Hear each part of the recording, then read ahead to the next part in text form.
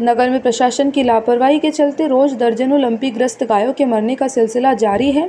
गौ भक्तों ने सैकड़ों की संख्या में एकजुट होकर नगर में पैदल यात्रा निकालकर लापरवाही बरतने वाले प्रशासन के खिलाफ विरोध प्रदर्शन किया।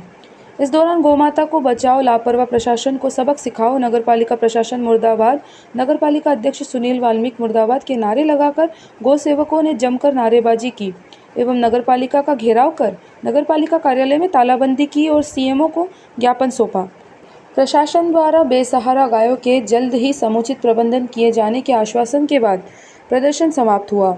बता दें कि नगर में रोडों गलियों में भटकती बीमार गाय भूख प्यास सर्दी एवं उपचार के अभाव में मरणासन्न हालत में पहुंच जाती है और असाध्य होकर गिर जाती है।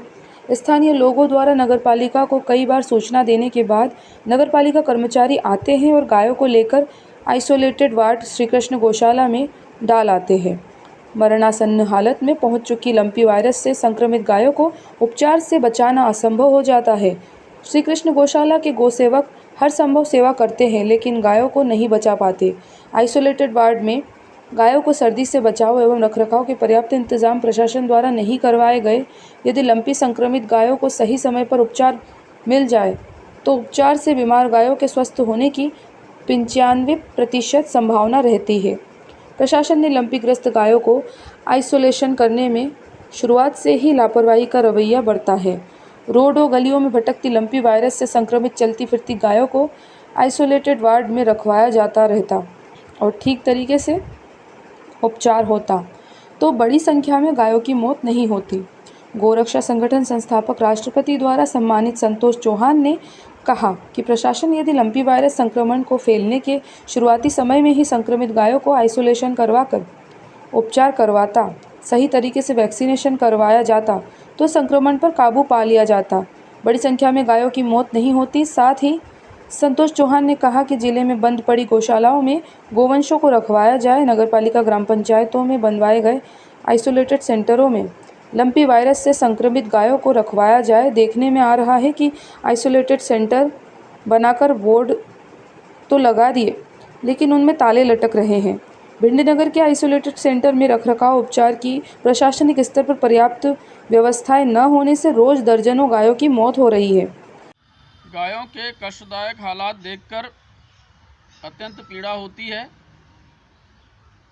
और मैं स्वयं भी गायों को बचाने के लिए ज़मीनी स्तर पर प्रयास करता हूं।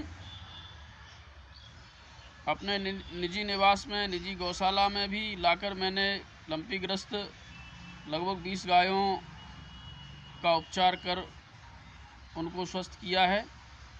अन्य जगह भी जहां मुझे जानकारी मिलती है मैं उपचार करने जाता रहता हूं। केवल प्रशासन से शिकायत करने तक ही मेरी गौसेवा नहीं है।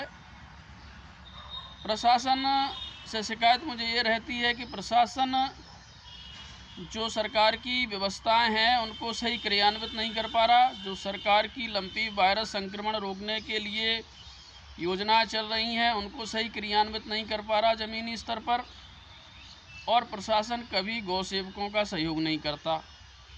मुझे कई वर्ष हो गए गौ सेवा के क्षेत्र में काम करते हुए, कभी कोई प्रशासनिक अधिकारी मेरे पास नहीं आया जिसने कभी कहा हो कि आप अच्छा काम कर रहे हो और हम आपका सहयोग करेंगे।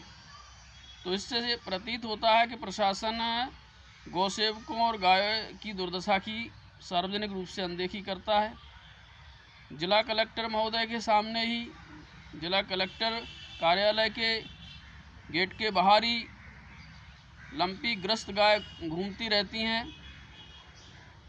जबकि कलेक्टर महोदय ने आदेश भी किया था कि नगर निगम गायों को रोड से हटाए, नगर पंचायत गायों को रोड से हटाए, नगर पालिका, नगर निगम, नगर पंचायतों को गायों से रोड से हटाने की आइसोलेशन वार्ड बनाकर लंपीग्रस्त गायों को रखने की जिम्मेदारी दी थी, जिसका सार्वजनिक रूप से उल्लंघन हो रहा है और कलेक्टर महोदय उन पर कोई कार्रवाई नहीं कर रहे।